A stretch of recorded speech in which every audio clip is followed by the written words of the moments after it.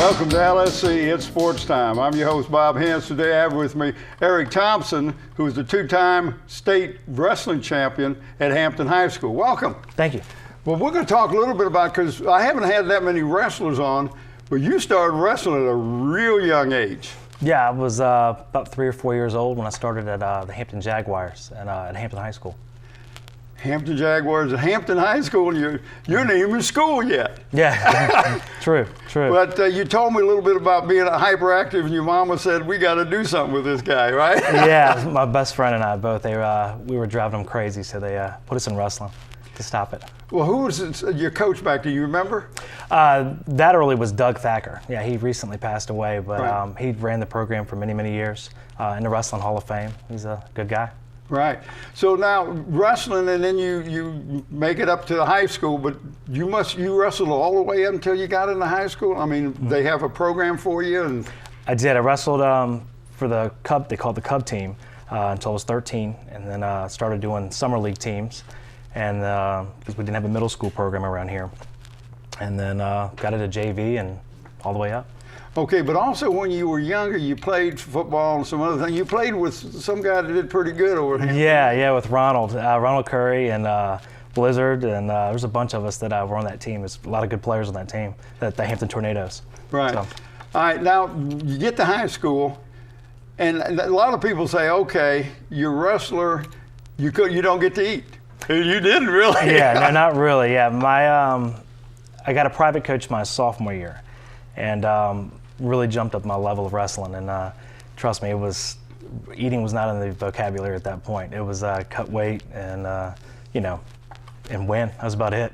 Right. But now, explain to the people your work ethic, because we're not just talking, okay, you go to school, you practice after school, and that's it. No, we'd get up in the morning early, I'd work out, then I'd go to school, starting like everybody else, and get out of class and start wrestling practice at 3 o'clock. And then from 3 o'clock to about 5 or 6, depending on how long the practice the coach wanted to keep it, we would go home for a short dinner, whatever, if you can call it that. An orange. An orange, something like that, yeah. And then I'd go back to private practice till about 10:30, 11 o'clock at night and do it all over again the next morning. I mean, you had to, not only that, but when did you have time to do your studies? Yeah, trust me, it was hard. Study hall or whatever I could fit it in and squeeze it in, I would do. I mean, my mom was pretty disciplined about the school. I graduated with I think it was 3.9 or something like that. But I had a pretty good GPA in school. But I don't know, I just did it. Wow. All right, let's talk a little bit about the high school, because you win 2 state champions, your junior and your senior year. What were the different weights? 135 my junior year and 140 my senior. Okay, and you also became All-American. I did. My junior year in Summer League, which is actually where all the colleges really look at you for the most part.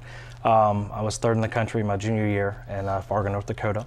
And then my senior year, we wrestled in Pittsburgh, and I took 4th that year, actually a little worse. I lost with 9 seconds left in the national semifinals. But, and then kind of had a hard comeback, but I ended up taking 4th that year. Right, but to win the state 2 years in a row, which was the hardest, to repeat it or the first time? Definitely the first time, yeah. I had a kid that we were pretty big rivals. We wrestled every weekend, it seemed like, and actually ended up being college roommates our freshman year. Oh, wow. At Virginia Tech, yeah. Chris Martin, I'm sure he'll love to hear his name. But yeah, he and I were really, really tough competitors, but every week was, you never knew who was going to win. Right. Now, when you went to college, what weight did you wrestle? Well, my freshman year, I was scheduled to wrestle 134. I think I made weight maybe one time, but it was tough. I was cutting from 175. That's what I was going to say, because you were, about a 170, 175, and then you're talking losing 35, 40 pounds. Yeah, it was tough. And then college is much tougher than high school, so that was definitely a challenge for me. Then, so I actually, my sophomore year, I bumped up to 149 and wrestled there until I got injured right around Christmas time. So talk a little bit about the recruiting process end up at Virginia Tech. Mine was a little different because of the fact that my private coach got the head job at Virginia Tech. So so he knew you. Yeah, so I got suckered in pretty quickly. So I really didn't go on many recruiting trips. I knew pretty much where I was going to go. Right. And that's kind of how it went. All right, and you got injured, and this happens, and they want your wrestling coach, but you just didn't give up. You went in and started coaching. Yeah, while you exactly. were still in college. I did. I coached a middle school team for actually the state champions at AA. I coached the middle school team there for a couple of years, and then graduated at Virginia Tech, and came home and coached Pocosin High School for a little while, and just area kids that really wanted to, like private lessons. I did some of that. All right, now what degree did you end up with? I tried to set up for pre-law, but it was interdisciplinary studies. Okay. So I did a minor in English and some political science and international studies. Mama wanted you to be a lawyer, didn't she? She did. She did. Yeah. But let's talk a little bit about the story, because you went ahead and did something with real estate. Got your real estate license or something? I did. I actually got the real estate license as a stepping stone to go to law school. Right.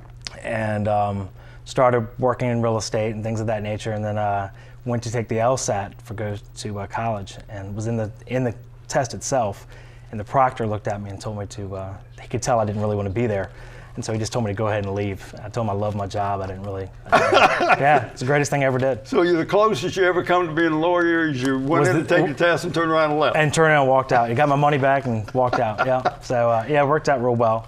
Said been doing real estate for about 10 years now. And who you work with in real estate? I sell real estate for William E. Wood & Associates. I've been Right. I've been there for 10 years, and then I've recently opened up my own company for property management called EJT Property Management. Okay. Now, evidently you're pretty good at this, but you have to be disciplined in sports and in business too. And I know from talking to you that today you get up and go and work out. I do. Yeah, it's wrestling definitely taught me to be very driven and very goal oriented. It's just it transferred very easily into real estate, because you're the only person that you set your own destiny for the most part. Right. So yeah, it worked out very well, and like I said, I'm thankful for it. Let's talk a little bit about, basically you're in business for yourself. Correct. So if you don't get up in the morning and go to work. Nobody yells at me. Right, but you don't make any money either. You don't make any money either, no. Talk about how sports helped you do that, to be focused. Well, and that's what I was kind of saying earlier, the goals. You set goals, and Right. And you just do whatever it takes to get there, making your calls or note cards or whatever it may be for us to pick up clientele. And you're right. I mean, it's very easy to go to the movies or wherever you want to do, because no one's there to tell you what to do. But Right. when you don't have a paycheck at the end of the month, you learn real quick. You better go do something. So, but yeah, no, it's sports was definitely, especially wrestling and the type of sport that is, because you're by yourself.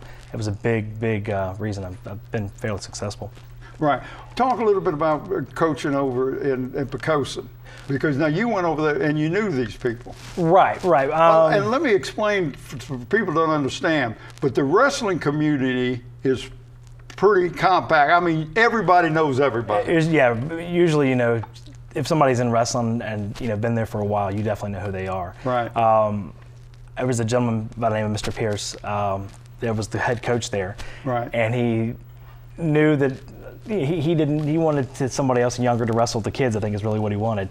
So he brought myself and his nephew in there, and we actually helped coach the team as the assistant coaches. He told me I wasn't going to really be a main coach, but I ended up being more full-time. Right. And but yeah, it was a good experience. They were pretty good. And how did that work with your job? Very tough. Like I said, I was many hours. I don't believe in doing something halfway. And see, that's the point I was going to make. Yeah, Right. I didn't believe in doing anything halfway. So I mean, I've had a couple kids that I'm proud to say that went to college, and and UVA, one of them, Anthony Burke, went to UVA and wrestled and finished.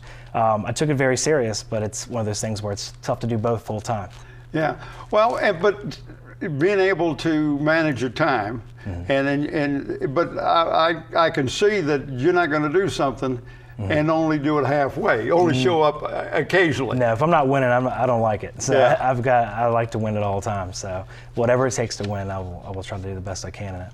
Now you're also a corporate sponsor for us for our football games, and we appreciate that. But tell me how you got into that, how that happened, and how has that helped you at all in your business? I hope it has. Yeah, well, you never really know. It's one of those things that are, somebody might say, hey, I saw you on TV or something like that. But Scotty Bowers, his wife and my mother worked together. And they just asked me one day if I wanted to be a sponsor. And I said, sure. Yeah, it's been a few years ago now. And, for all the football games, especially Hampton. And it's been fun. Okay. Well, we appreciate it. I tell you that. Yeah, it's not, and it's nice to get people that are sponsors that have a history with the school system. Correct. Yeah. So that that always helps us too. The last question, I really want you to explain. How would you talk to some youngsters that are wrestlers? What would you say to them as what they need to do, how they need to focus, and those sorts of things? What would you say to some youngsters? Wrestling's a sport I think you need to have total belief system, and everyone around you needs to believe in what you're doing, because it's very, very hard mentally. Right. So what I would say was definitely don't get around anybody that doesn't believe in what you're trying to do. And that goes through life. Surround yourself with people that believe in what your common goals are. Right. That would be the best piece of advice. That's something that always stuck with me, as I never got around people that didn't believe in me. So. Well, that's great. Appreciate you coming in. Appreciate it. Thank you for tuning in to LSC and Sports Time. I want to thank my special guest, Eric Thompson. I'm your host, Bob Hintz. Until next time.